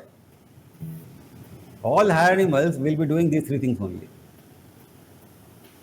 searching food, searching comfort, safety need, then seeking love, giving love, and enjoying. So these three needs do not make us human. Though they are most important for our happiness, they don't make us human. They are higher animal needs. So I'm differentiating. These three needs are higher animal needs. Right, sir. Though we need them more than other things for Correct. happiness. For happiness. So when it comes to science of happiness, we need to take care of these three needs. But when it comes to science of humanity, we need to understand that these three needs don't make us human. They are still higher animal needs. But still they are core to our happiness. So we are animals also. We need to acknowledge it and love it and accept it and respect it and need and understand that. Understand that. Right. So what is it that makes us human? Can you respect anyone for exhibiting these three needs? No. Has a comedian ever been given Bharat Ratna or Nobel Prize? No. They won't give them. Right. They are good entertainers, but they're not worthy of that high respect. They can become famous also, that's okay. Right. But beyond a limit, we will not respect them. We will laugh at them. Whenever we see them, we start laughing. And they make us happy. But we know that they're not worthy of respect because they have not yet gone beyond the higher animal nature. Right. They are catering to my higher animal nature, not my human nature. But we respect only those people who cater to my human nature. So what are those human needs? The fourth need, which is the first human need, is knowledge. Knowledge. Need for knowledge. It corresponds to my brain structure also. So if you see a small child, and especially a fetus in the mother's womb, the way the fetus develops, the way I understand is that the fertilized egg is the starting phase of life. In the mother's womb, when the egg gets fertilized, the fetus takes shape, right? Starts to take shape. It's Yeah. like seed. It's like a seed, no? It's like a human seed from which the baby will come. So that corresponds to amoeba. Okay. We all have evolved from lower species, right? Yes. So that corresponds to the life of amoeba. Even that fetus, the fertilized egg, is now imbued with life germ. It wants to live and grow. So it starts growing, taking food from the mother, starts growing. As it grows, if you look at the brain structure, the first brain which comes is the fish brain. The fish brain, the fetus will be floating inside the mother's womb in the amniotic fluid like a fish. You can actually see that. At first month, second month, the fetus is like a fish. It is floating in the amniotic fluid. So fish brain has formed first. Then, as it grows more, the amphibian brain forms next. Now, what does fish brain, give us? Fish brain gives us desire for enjoyment. Fish love to enjoy only. All the time, they love to enjoy. Fish are so much into Brahman that they don't even understand that they exist or don't exist. They simply enjoy blissfully. The consciousness has not yet got so much separated from Brahman. Okay, that is why they exhibit lot of enjoyment. And we have a fish brain at the very core. That is why we love to enjoy so much. Then the next brain which gets shaped out of the same fetus is the amphibian brain. You will see that a shell will start to form around the fetus.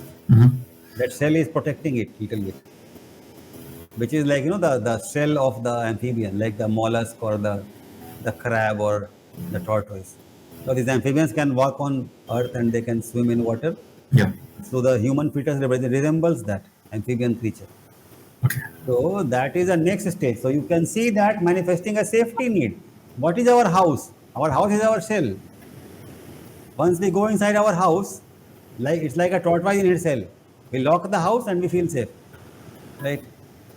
We are humans are making cells everywhere. Our cubicles, our cabins, our houses, our cars. What are these? Our gated communities. These are our cells.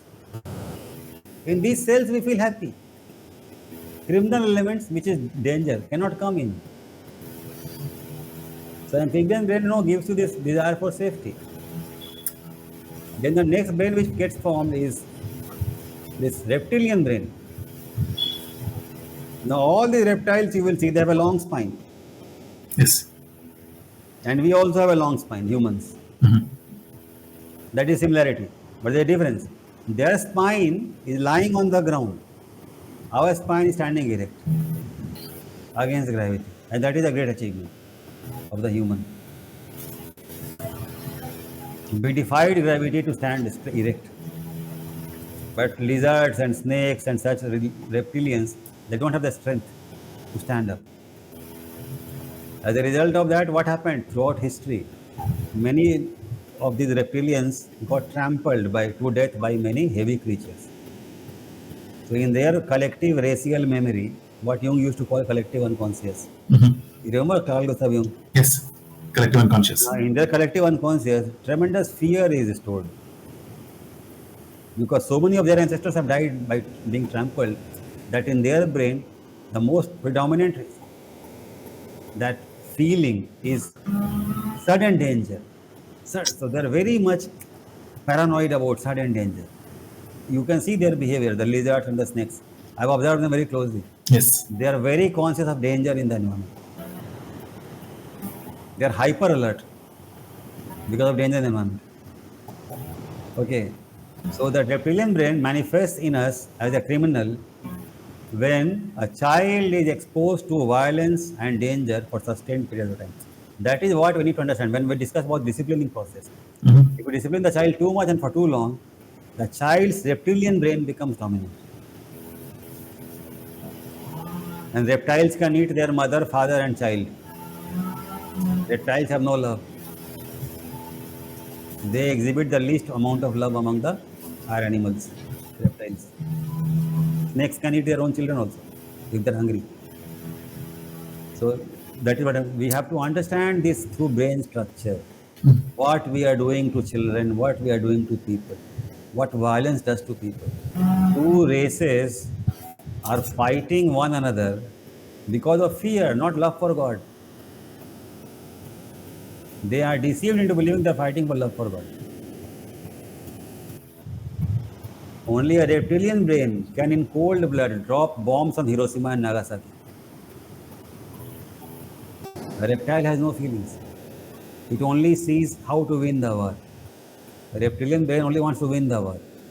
Hyper competitiveness is reptilian brain. Winning at all cost. Winning at all cost, even if I have to kill you. That is reptilian brain. Or becoming violently angry when I lose. That is reptilian brain. Or feeling desire for revenge is reptilian brain. Scheming for crime is reptilian brain. So these reptiles are like that. So the reptilian brain is in the human also. So some children who are either genetically predisposed to using the reptilian characteristics more, they are from birth showing a criminal tendency. It can happen because of genetic predisposition. Parents may be like that. Or some normal children, when exposed to a lot of violence for long periods of time, or when they are a part of a race which has been exposed to a lot of violence in their history, then because of the cultural conditioning also, because they are told so many ghastly stories of their ancestors, for many reasons, no, this reptilian brain can become dominant, and then that brain becomes violent. Such races also perpetuate the racial memory of violence. Right, sir. So it's attack and retaliation, and they get locked into this war like Israel Hamas or such something, Palestine Israel, because it's a racial war going on and on for hundreds and hundreds of years. It's like two races have become reptilian. Very deep, deep one, sir. Yes. You can see playing it playing out in the global politics, geopolitics. Yeah. Certain races, certain societies are more reptilian and less human. Similar things, these adventurers who had no fortune in their native land. They are very, courageous people, physically speaking. They went out to conquer new territory, to find gold, to find treasures. They don't mind, taking extreme risks. So a reptilian brain can be like that, very adventurous, very risk-taking, very criminal-oriented, and so much, lured by greed that values will not be there in this type of a personality. They only want that, worldly glitter at any cost. So you will see that in history, such things have also taken deep roots in different parts of the globe, and that is why we have a globe where literally everything is going haywire. But in reptilian cultures, I'm telling you something very controversial. The leaders also are leaders of reptilian societies. So they exhibit the same traits in a very much developed manner. So Rahu may be very strong. Cunningness, deviousness, perpetrating all kinds of treacherous behaviors in the name of economic benefit, profit. So the framework is success versus failure, wealth versus poverty, I versus you. It's win versus lose mentality. It's a different mentality. It doesn't care about values, ethics, etc. We talk about values only when it suits us, not because we mean about them. We mean them. So it's very deep. In a society like this, where these reptilian virtues and values dominate, it's dog eat dog world. So we also have to participate in some way. Then when people talk about online and we have to go online and this is the way world is going, what is the mindset? You want more money. With less cost, you can get more money. So very deep, no? I mean, Yes. this is this is the level of clarity that I have. But I don't feel frustrated. I simply feel that how crazy it is, the whole thing. I am reaching this conclusion more and more and more. And now it is at its peak that clarity is the most important human quality. Clarity, clarity is the most important human quality. See, when I am sharing, it is so clear, no? Perhaps you'll agree with me that Yes. these things are playing out at individual level, societies level, family level, group level, and even country level, Yes. even geopolitics level. It is only reptiles who bother about the oil in the ground, no? A certain country becomes more, what shall I say, more worthy of befriending because of the oil in that country. Yeah. Now, a friend who is coming to you because of your wealth, is it a very trustworthy friend? No. So, is it a human person? No, it's a reptile coming. Correct. It's a reptile coming to you to eat you. And when your work, when they have sucked you dry, then they leave you. Yeah. They dump you. So what is that? What we are seeing in a individual criminal, we are seeing in a whole culture. Culture. And that culture happens to be very rich because being a reptile, it has accumulated a lot of wealth. And reptiles drop bombs. But I am a saint, I am only talking about love and compassion. I don't have weapons. Then one student asked me, sir, Ayodhya में राम था, उसका मंदिर था, north Indian student, उसने क्यों नहीं बचाया अपने मंदिर को? See sir, I have a doubt and I know you know the answer. So if God is omnipotent, how he failed to protect his own temple? Yeah. How do you answer such a question? So stupid question. Stupid questions. A Yes. very stupid question. It is based upon inability to understand the nature of God. God is not a violent entity. God is you, God is me, God is everyone. God is a reptile also.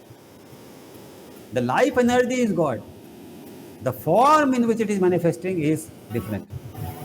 Absolutely, sir. When we ask the reverse question to the students like them, after educating from a premium institute, after gaining so much of knowledge, why you guys again get into the Muladhara Chakra to spoil the world? Why can't you awaken your consciousness and do something better? That is what I'm saying. No, so the whole world is not able to awaken to higher potential is because these things which I'm sharing in the Sunday classes, they have to be taught from the day one in schools. Yes. Every parent needs to go through this video. What I talked about parenting, every parent needs to understand what is so abstract or complex about it. Very simple. Only four things I said: Yes. freedom, discipline, love, and wisdom. Wisdom.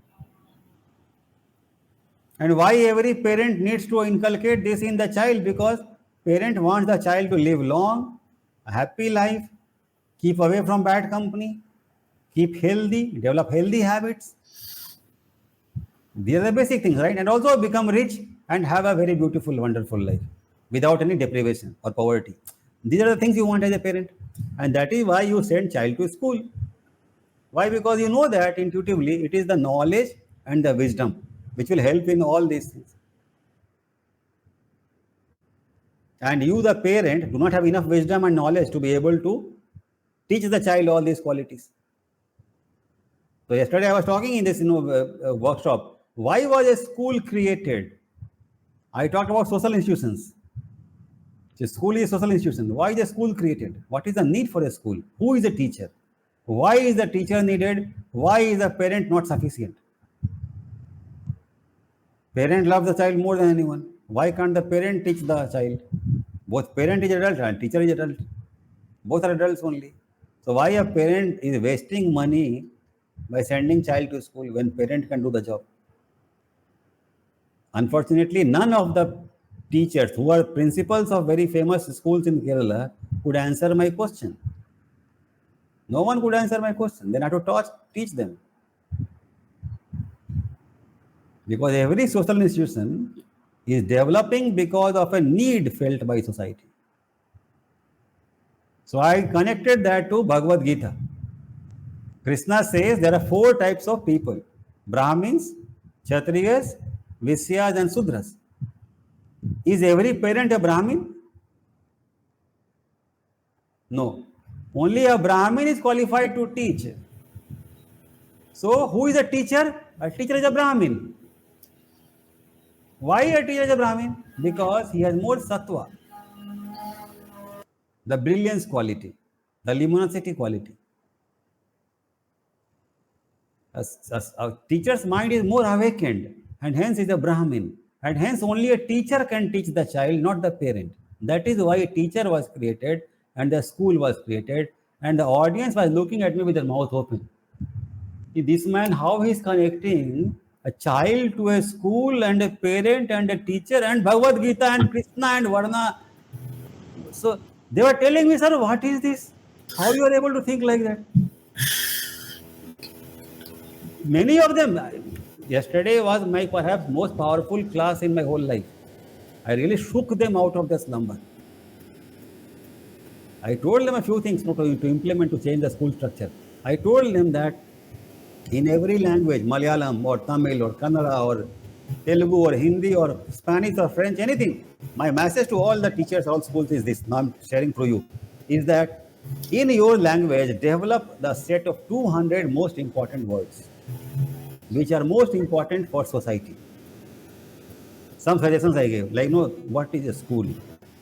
What is a teacher? What is a parent? What is love? What is a home? What is a workplace? What is a shop? What is business? What is a market? What is money? Like that. What is love? What is discipline? All these values. What is the meaning of dedication? What is responsibility? Like that, I gave you session. You develop a little 200, 250 words and develop one new subject. One new subject where in every year we'll study 10 words or 15 words only, not more than that. One word, 1 month study. 1 month only religion, spirituality, like that. Yeah. You study one word for 1 month, and one word, one chapter, written by people like me. They were spellbound. And this was suggestion given also by, not in this way, by J. Krishnamurti, Jiddu Krishnamurti. Because each word is a lens through which you look at life. Have you thought like that? Each word is like that. One principal of the school asked me in the interaction outside, "Sir, how you think like this? How you could think like this? I can never imagine anyone thinking like this." I said simply, no, whatever you observe, no, in your experience, you ask yourself one question: what is the meaning of this? You see a man, right? Ask yourself, what is a man? You see a woman. You ask yourself, what is a woman? So this woman is a sister, is a mother, is a girlfriend, and is a wife. Right? So you ask yourself, who is this woman? What is this woman? What does being a woman mean? Then who is this sister? What does being a sister mean? Who is this girlfriend? What does being a girlfriend mean? Who is this wife? What does being a wife mean? Till you have learned these 5 things, how can you call yourself educated? Tell me. I asked, can you tell me you are educated? Yes. You Sir, can. You cannot claim unless you have perfect answer to these 5 things about one object only, woman. yeah. You are not educated. Not Sorry. educated. Not educated at all. You are sorry. I'm sorry. Not educated. Yes. You are a bloody fool. You think you are learning AI and going to moon. You're not educated. A monkey. A monkey jumping on the moon. What is the problem? You jumped here and are jumping on the moon. I don't care your name is Neil Armstrong. You are a bloody monkey only. Your desire to jump became so wild that you are not happy with jumping on Earth. You want to jump on moon. That is what makes you astronaut. Nothing more than that. There is nothing great about an astronaut. I'm sorry.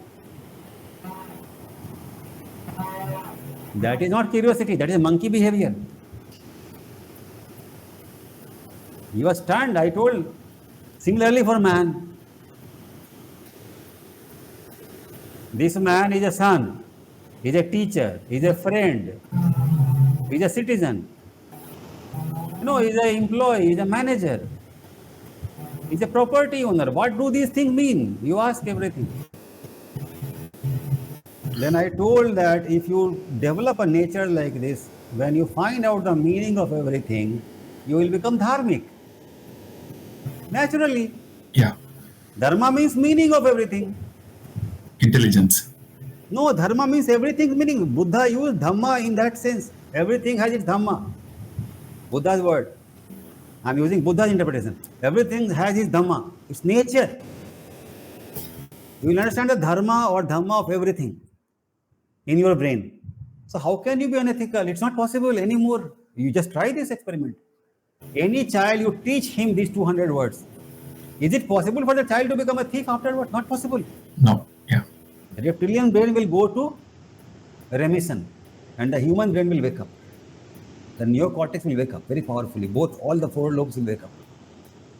This is the shortest cut to enlightenment through Gyan Marg. These words will make you enlightened. That is why mantra has power. Each word is a mantra. This is mantra chanting in a modern setting, which I am now inventing new ways to teach actually. You just try this with your child. Beautiful concept, sir. Yes. You just try this with your child, no? Teach her 10 words over the next 5 6 months and see the benefit. You pick 10 important words which you think are very important and just start to teach her and see, and she will learn, and what you learn, you just see. I will. That's I gave example, shop and shopkeeper. So the same guy, for example, you are a shopkeeper, you're running a shop, and I'm the customer. You ask yourself, what is a shop, what is a shopkeeper, what is a customer? What does the customer want from you? Just think like this and start to become a good shopkeeper. Who is a good shopkeeper? Whose customers are very satisfied. Start living your life like that. Then you tell me, do you need to be a cheat to become very rich?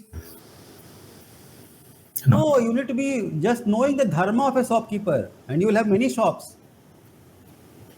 Your shop will become a company very shortly. Is it not? Because you know the dharma of things. So you will satisfy me so deeply, I will keep coming and sending 100 customers to you. And not only that, when you will die, all the shopkeepers of the market will come behind you to bury you or burn you. They will love you so much. You will have taught them how to be a shopkeeper. You will become a teacher among shopkeepers. He was looking at me like, because he could understand what I'm saying. I hope you also follow what I'm saying. I'm following, sir, because while you explain, sir, it seems easier. But for us to think and connect all these things, for example, from Bhagavad Gita to the responsibility of a school and child, relationship between teacher and student, it's a beautiful thing. That is clarity, no? Yes. That is clarity. You connect all the dots. That is what. So it is, and what I am demonstrating is that as you go to depths, the breadth comes naturally. This connecting the dots. Yeah. Do you think I was thinking before the session? No, I'm sitting still simply I'm just waiting for my turn. And when they give me the podium and the mic, I have no idea what I will teach today. It's always like that. I have no clue what I'm going to teach today. Never I have any clue. But somehow, only beautiful things come. So this is the real Vidya. This is not memory. This is Vidya. Right, sir. This is what Goddess Saraswati means. So for that, we need to do a lot of sadhana. That is what I'm trying to share. So no, you contemplate and go deep and find the meaning of everything. So your second question was, about this one. People, why don't they observe and learn? Because they don't have this habit of thinking and observing and thinking. Like what advice I gave to this gentleman, same advice is relevant for such a person. You just tell this person, find out the meaning of everything that you are seeing and experiencing. I gave another example in the workshop yesterday. Like you're sitting on a chair. Now, do you know what a chair means? You assume that you know. But actually, really, do you know what a chair means? Just ask yourself. The one lady told, yes, sir, we think that I know. We know. I said, how? If I ask you to write an essay upon a chair, how much you can write? So she said, maybe half page, one page. I said, no, that's a very short thing. No, you can write hundreds of pages on a chair. She was looking at me, how, sir? I said, do you realize your father was a chair on which you sat? Your father was a chair, your mother was a chair. Yeah. Without their support, would you have grown so much? Yeah. Now, thinking of father as a chair never occurred to us. But is father not a chair? Does he not support us? Absolutely. They are the ones who are responsible for us to sit on the chair. When you become tired, you come and sit on a chair. Yeah. And when you are tired and defeated, to whom do you go? You go to your father, right? Parents, yeah. So father is a chair, mother is a chair. Father is a home, father is a shelter. Father's arms, is the shell in which you hide. You're the tortoise baby. When you're wounded by life, you come and, hide in your father's arms, right? Am I right? Yes. So you have to think deeply, to see all these connections. Your father is a chair, your father is a home. Your father is a school, your father is a university, and your father is a temple. Same with mother also. So people have to see this is the real education. This education gives meaning, and meaning fulfills the soul. Why people are unhappy today? Because souls are highly unfulfilled. Why? Because they are leading a meaningless existence. Dharma gives meaning.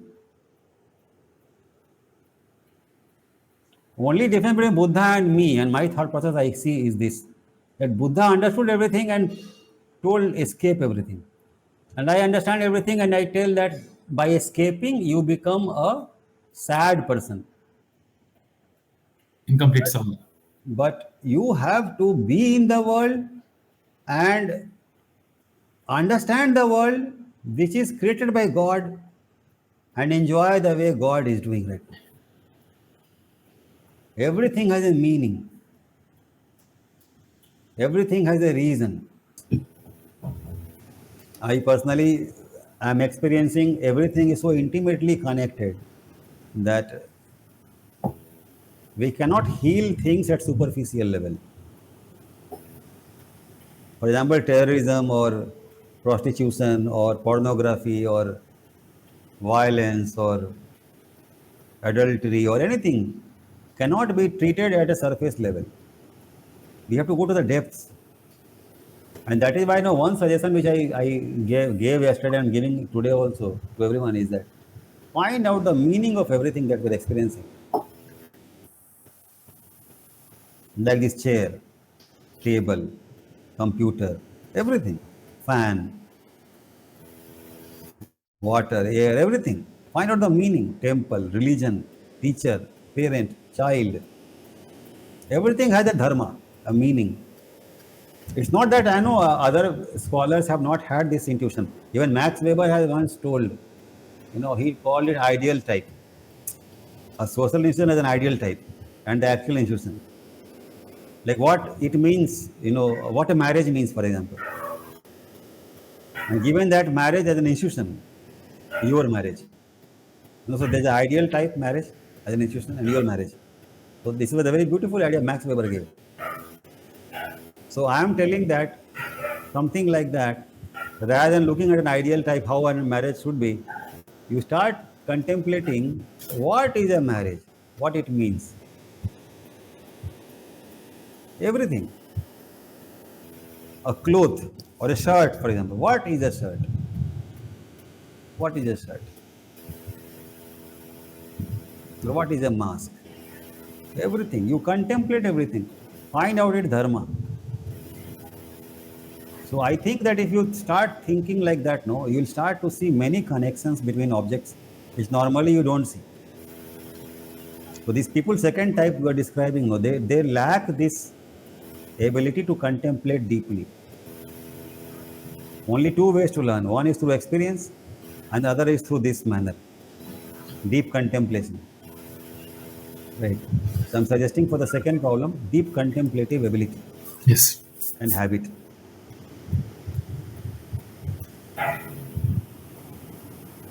So that is my answer to second question. What was the first thing? So, justice and equality, how consciousness can uh, help people do justice to things. See, the way I see it, no, justice and equality, don't exist at the level of consequence. Justice and equality exist at the level of the cause. Okay. So what is the cause and what is the consequence? Cause is how you use your free will. How intelligently you use your free will. And consequence is what you get to experience. Justice or injustice. Right. See, I am walking on the road Mhm. and an ant gets killed because it is trampled by me.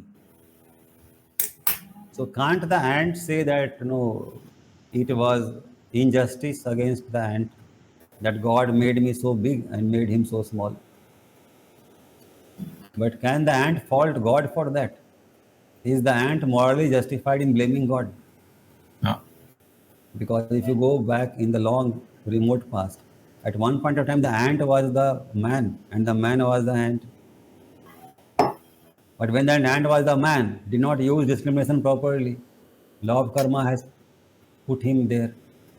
It took millions of years, but Yeah. from man to ant, 5 million years later, this is an unjust situation. So injustice is the consequence, and the choices that the ant made when it was a human is the cause. That's what the law of karma perspective will tell.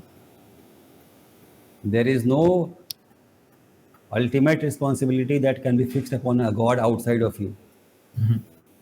So, in this answer, Saturn is the god. Saturn, I am taking as a metaphor for the justice giving principle in the universe.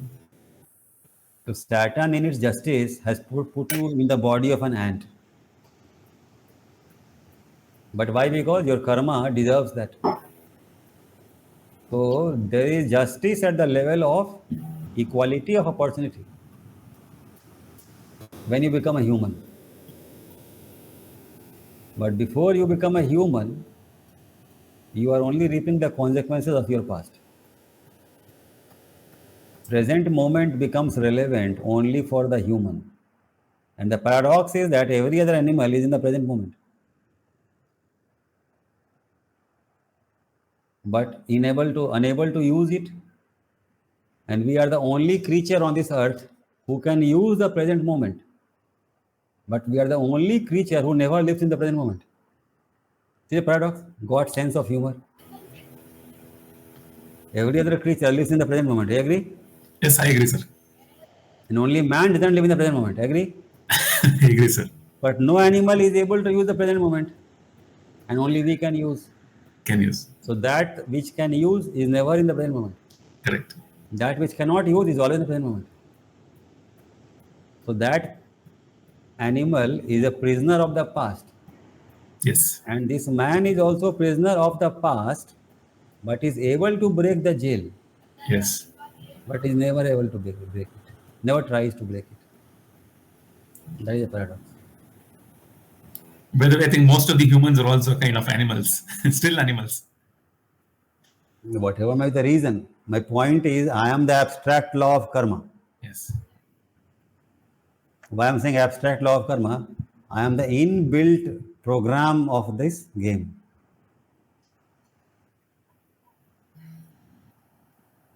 Muslims call it Al Mantakim. There's a word called, there are 100 names of Allah. One name is Al Mantakim. So I'm the Al Mantakim principle, which means that the universe is unfolding the way it is because that is the most optimum way for discharge of energies, no? Because everything moves towards homeostasis, maximum, stability.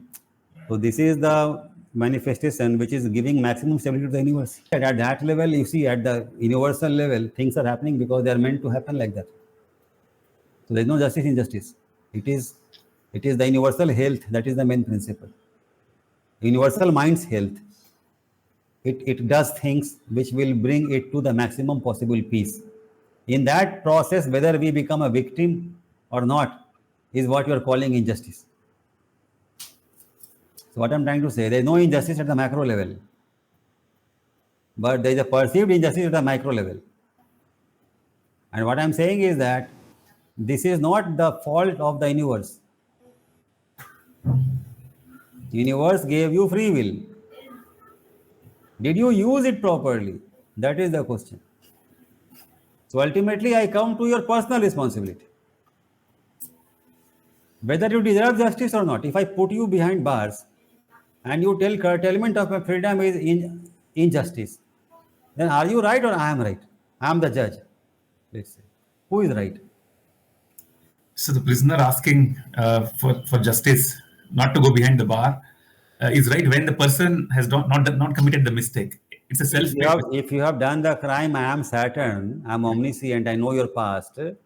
You can't hide from me. Correct. I'm Saturn. Saturn is never wrong. Yes. So it is your perception that is wrong. Correct. So my answer is telling you correct your perception. No, Correct. Yes. there is no injustice. At the level of the universe, there is no injustice. Yes, when you are a victim of that event, which seems very cruel and whimsical, then obviously you are not the right person to teach. I will be trying to be quiet and I will try to console you. I will not teach you. But right now, you are not a victim. You're only Yes. a curious student. When you will be a victim, I'll be quiet because you'll not be in an emotional mood to understand. Correct. But right now, you are in a sane mood. I'm talking to you. I'm telling you that injustice is only an apparent perception. Mhm. There is nothing like injustice. There is always perfection manifesting. A bomb blast is also perfect, I'm trying to tell you, which looks very, very highly difficult to understand or accept. When I'm telling you that there is nothing but God, everything is God, everywhere is God, everything is happening in God, by God, because of God only, then where is the question of injustice? So you don't think like that. You think at a macro level. At macro level, everything is just and perfect. At micro level, at your experiential level, you are in pain. That is what you are telling basically. So you ask yourself, is this pain because the universe hates you? Or is it because you have set in motion a certain chain of karma that has landed you here? Are you following me? Yes. So it is your responsibility to set in motion a new set of karmas in the present moment, which will take you out of this situation where you are a victim. I told you, once I saw that the goat which was about to be butchered Yes. became the butcher, and the butcher became the goat. So, from that goat's perspective, it is injustice. It was playing in the field. This butcher has captured it and going to kill it. Correct. So, from the goat's perspective, the butcher is unjust. Correct. From the butcher's perspective, he is only earning his daily livelihood. He has his family to feed. Current perspective. Correct. The butcher doesn't know that it was the goat earlier. Yeah. Earlier. So the third entity, Saturn, which is behind the scenes Knows everything. and perpetrating this. Yes. In Saturn's hand, both the goat and the butcher are only two puppets. The second puppet, the butcher, is only thinking, I'm trying to feed my family. The first puppet, the goat, thinks it is a victim of injustice. Mm.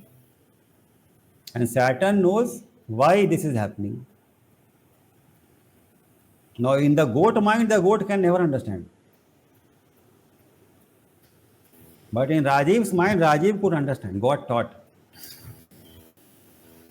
I must have been a goat and I must have been a butcher many times, in many lifetimes. But in some lifetime, I developed love for God.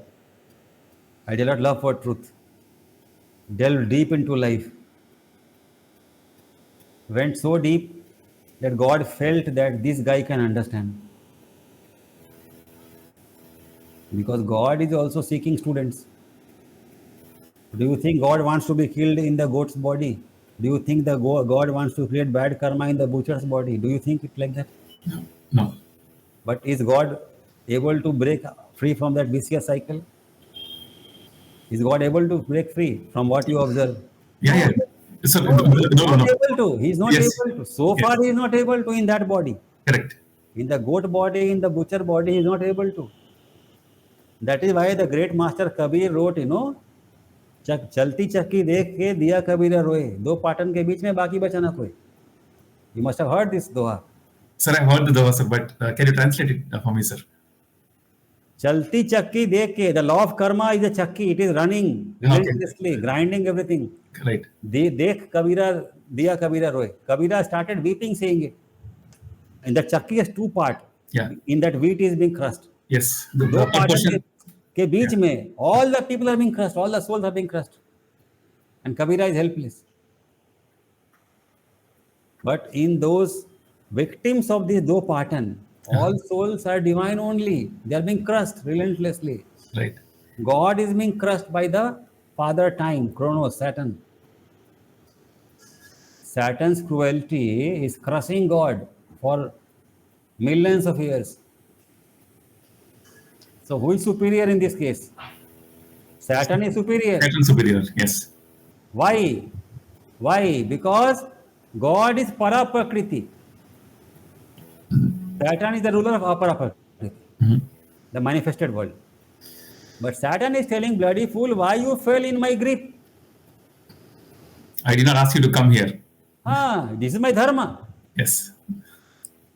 Find out the meaning of a dharma, Saturn's dharma. So the way Rajiv sir is teaching, you have to learn everything. Your cancer you have to treat, not the doctor. That is the challenge before you. You find out the meaning of cancer, what cancer means, what is cancer physically, what is cancer emotionally, psychologically, and spiritually. You go to the roots of everything. In the roots lives that understanding, that knowledge, that wisdom, the goddess Saraswati that will liberate you. So that is where we have to end today's class. This is not about justice, injustice. It is about your perceived injustice, your perceived injustice, which is causing your life to be in so much pain. It's one part of the whole crying out in pain and blaming the whole totality for injustice. That's what you understand the thing. Yes, sir. In fact, I have never read a deeper answer than what I'm saying right now. It is coming out of my mouth basically. Something is speaking through me. So this is not justice, injustice. This is, Perspective. I have to take another whole 3-hour session next time. You remind me. It Sure. is, see, freedom of making the choice, one element. Then responsibility. Your freedom to make a choice, your responsibility. So free will, which is freedom to make your choice, and your responsibility to make the right choice. Then your discrimination of what is the right choice. Related to your vidya, level of vidya, your depth of understanding of life. Then the nature of life itself, law of karma. How it rolls out the dice. And your understanding of that. All that is involved. So great wisdom, great discrimination, great patience, peace, pause, before taking any wild action, pause, reflect, think, contemplate. Being is more important than doing. So in this Kali Yuga, first responsibility is to become rich, so that you don't need to be a slave to someone else for earning your daily bread. That is the first responsibility towards yourself, if you love yourself. So that you can earn that pause, where you peacefully study life, you contemplate, you meditate. Spiritual progress becomes your number one love. There is no other way to break this matrix. I have broken this matrix, okay? Right, sir. But it's taken huge love and huge effort from my side. It's not easy. Absolutely. So like I took a workshop yesterday and I was engaging violently with people very furiously. But 1 minute later I was in my room and I was absolutely still and in my own world. Mind became completely quiet. 1 minute later. Can you believe that? This class will end, I'll become again peaceful, totally peaceful. Nothing will linger in the memory. I forgot last class, mostly. I will forget this class also mostly after some time. So you are always in the present moment. You're moving in the present moment. That is what it takes. But to come to present moment requires a lot of Herculean effort. Your human mind is structured in such a way that once you reach deep understanding about something, that something stops bothering you. Clarity settles everything. Yeah.